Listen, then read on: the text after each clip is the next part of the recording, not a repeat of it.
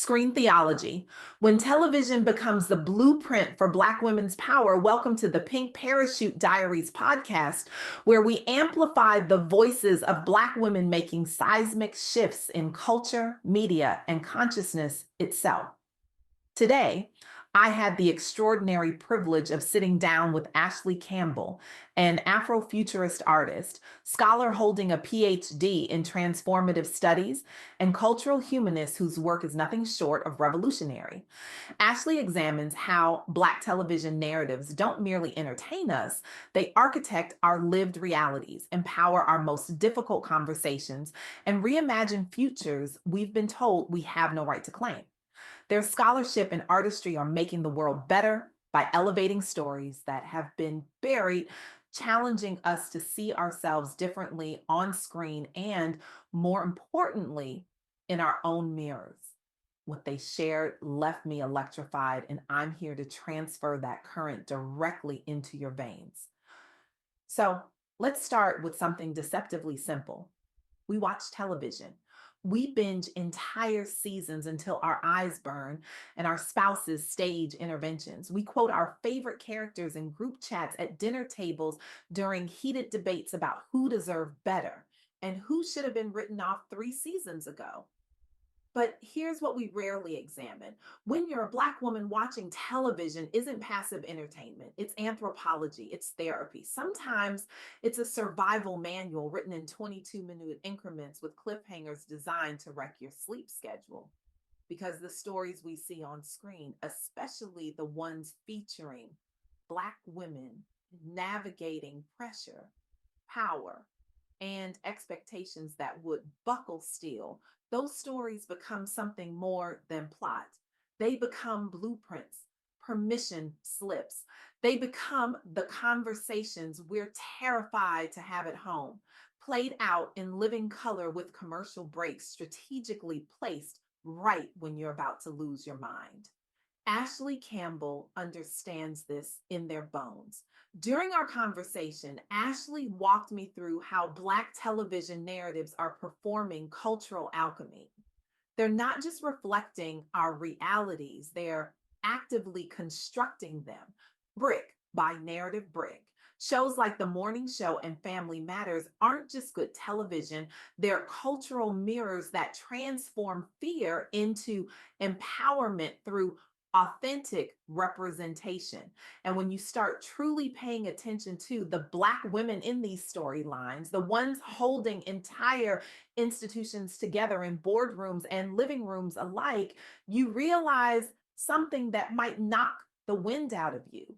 These characters aren't fictional constructs, they're documentaries. They're our mothers, our sisters, our future selves if we're brave enough to claim that inheritance. Let me take you inside one of those stories, and I mean really inside Mia Bradley. If you've watched The Morning Show on Apple TV, you know her name, portrayed with surgical precision by Karen Pittman. Mia is a Black female news producer navigating a newsroom that's equal parts corporate chess match, systemic racism, and full blown scandal with legal ramifications. She's introduced in season one, right in the middle of a Me Too reckoning that's tearing the network apart from the inside. And from her very first scene, she's facing odds that would make most people update their resumes and start applying to graduate school. Systemic bias that's baked into every editorial decision, intense scrutiny during a network crisis where one wrong move could end her career and vindicate every stereotype. Pressure from powerful figures, people with the kind of influence that can make you disappear from an industry overnight, to suppress her voice, to stay small, to play the game the way it's always been played. But here's the thing about Mia Bradley. Safe isn't in her vocabulary. She leverages her sharp intellect like a weapon that never needs reloading. She builds strategic alliances, not through manipulation, but through demonstrating her undeniable value. She uses emotional intelligence like a scalpel, cutting through layers of institutional rot to expose truths that others want buried under non disclosure agreements and severance packages. And here's what makes me want to stand up and applaud. She doesn't do it by being louder or meaner or performing the aggressive Black woman stereotype that makes white executives comfortable in their prejudices. She does it by being precise, surgical, by transforming her vulnerability. And she is vulnerable into a commanding presence that literally shifts the power dynamics of the entire network. That's not just good television, that's a masterclass.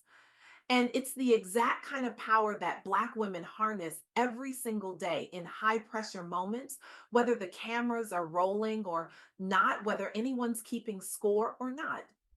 Mia's arc across multiple seasons reflects real media industry tensions, the ones we see playing out in actual newsrooms and corporate offices from New York to Los Angeles. Her story highlights Black women's leadership in media, and it's inspired countless conversations about representation, about who gets to tell stories, about what happens when we finally see ourselves in those rooms making the decisions instead of just being the diversity hire in the corner? Ashley pointed out something during our interview that lodged itself in my chest and hasn't left. These storylines aren't just about individual characters succeeding against the odds. They're about showing us in visceral detail what becomes possible when we refuse to shrink, when we refuse to let fear or racism or imposter syndrome or the weight of being the only one in the room dictate the narrative. Now, let's rewind a few decades back to a different kind of pressure. Harriet Winslow, Family Matters. If you grew up in the 90s, you know this show. You know Steve Urkel and his suspenders and his nasally voice asking, "Did I do that?" But let's talk about Harriet, played with understated brilliance by Jo Marie Payton. Harriet is a Black police officer and a mother in Chicago, balancing a career in a male dominated field with the daily beautiful chaos of raising a family that includes a nerdy neighbor who keeps crashing through her living room wall. She's confronting workplace sexism that questions whether she's tough enough, maternal enough, whether she belongs in that uniform at all. She's navigating complicated family dynamics, the kind where love and frustration live in the same sentence. She's managing societal expectations that tell her in 1,000 subtle and not so subtle ways that she can't do both, can't be both officer and mother, professional and nurturer, without sacrificing something essential. But Harriet does both with poise that looks effortless but costs everything, with humor that diffuses tension without diminishing her authority, with an unshakable calm that becomes the gravitational center of the entire Winslow household. She draws on resilience and family support to assert her authority, modeling what it looks like to hold power without apology, without performing masculinity, without becoming someone she's not. And here's what makes Harriet's character so revolutionary for her time. She wasn't just breaking barriers on screen, she was normalizing Black women's professional power in sitcom during an era when that representation was rare enough to be remarkable. She was teaching generational lessons, showing young Black girls watching after school that they could be officers, mothers, leaders, all of it without sacrificing any part of their identity. Family Matters aired during the 90s Black sitcom boom, a golden era when shows like Living Single, Moesha, Martin, and The Fresh Prince were fundamentally reshaping what America saw when they thought about Black families, Black excellence, Black joy. Harriet's character turned daily pressures, the kind that could crush you if you let them, into empowering family narratives. Her impact reached far beyond the screen and the Thursday night time slot. She influenced cultural views on what Black women could be, what we could handle, how we could show up in the world and demand respect. Ashley emphasized this point with such clarity, it felt like a revelation.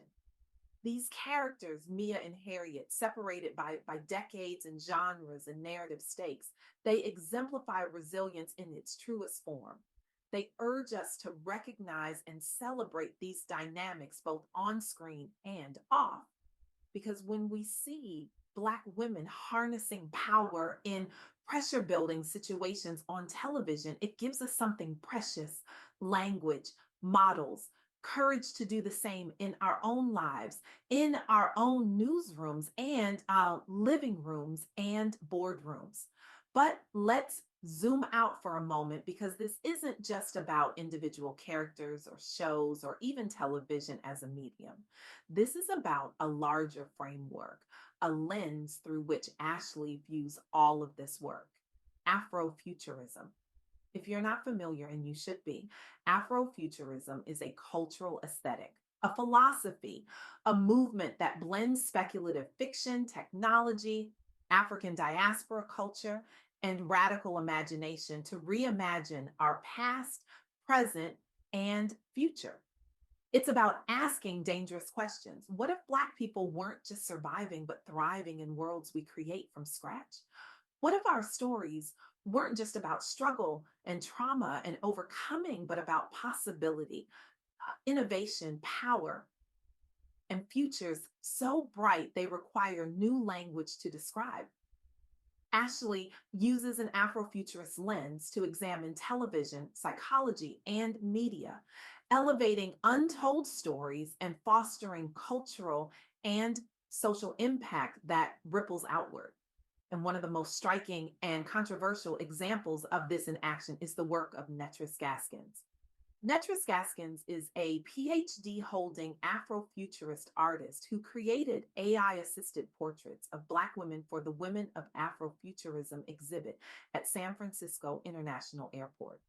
The exhibit opened in May 2024, and it was stunning. Vivid portraits blending cutting edge technology with Afrofuturist themes, celebrating Black women in speculative, powerful, futuristic contexts that challenged every tired narrative about who we are and what we're capable of becoming. But then came the backlash, swift and fierce. Critics accused Gaskins of sidelining human Black women artists, of using AI in a way that felt like erasure rather than elevation, of contributing to a technological displacement that disproportionately harms marginalized creators.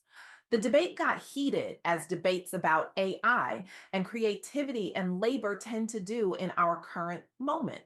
But here's what Gaskin said in response, and it matters. She defended her process as fundamentally human driven. She explained that she used AI as a tool, not a replacement, blending it with hand editing, with artistic vision, with intention rooted deeply in Afrofuturist themes and her own creative practice. The AI didn't replace her humanity, it amplified her vision. And the results spoke louder than the critics: 92% positive visitor feedback. The exhibit sparked necessary ethical discussions about AI in art, about who gets to use these tools and under what conditions, about how technology can be wielded to advance Black women's visibility rather than diminish it. Gaskin's work has been exhibited at Carnegie Hall, the Smithsonian, and now SFO. She's pioneering a new frontier, using AI as an instrument for vivid Afrofuturist portraits that challenge monolithic views of Black women and inspire cultural innovation. Her work ties directly into what Ashley talked about: using media and technology to elevate Black narratives, to tell stories that haven't been told, to imagine futures where we're not just present or included, but central, essential, undeniable. This is Afrofuturism in action. This is what it looks like when Black women use every tool at their disposal: television, AI, speculative fiction, scholarship, art to reimagine culture and create social impact that changes how we see ourselves and how the world sees us. So here's where it all converges into something you can take with you. Black television narratives shape our lived realities in ways we're only beginning to understand. Afrofuturism reimagines Black culture via media, offering us new myths and new mirrors. And Black women harness power in high pressure moments, both on screen and off, teaching us that resilience isn't just survival, it's strategy, it's art, it's revolution. These aren't separate ideas floating in academic space. They're threads in the same tapestry, woven together to create a picture of what becomes possible when we see ourselves reflected authentically, powerfully, unapologetically, without apology or explanation. And Ashley Campbell left me with a challenge that I'm now handing directly to you like a baton in a race we're all running together. Analyze one Black TV storyline every week. It could be Mia's arc in the morning show. It could be Harriet's resolve in Family Matters. It could be a character in Abbott Elementary, Insecure, Queen Sugar, or whatever show is currently making you feel seen. Watch it. Really watch it, not as background noise, but as text, as scripture, as blueprint. Note how it echoes your own life. Note the pressures, the strategies, the moments of power and vulnerability. And then this is the crucial part that separates passive consumption from active transformation. Discuss it fearlessly with family or friends. Talk about what you saw.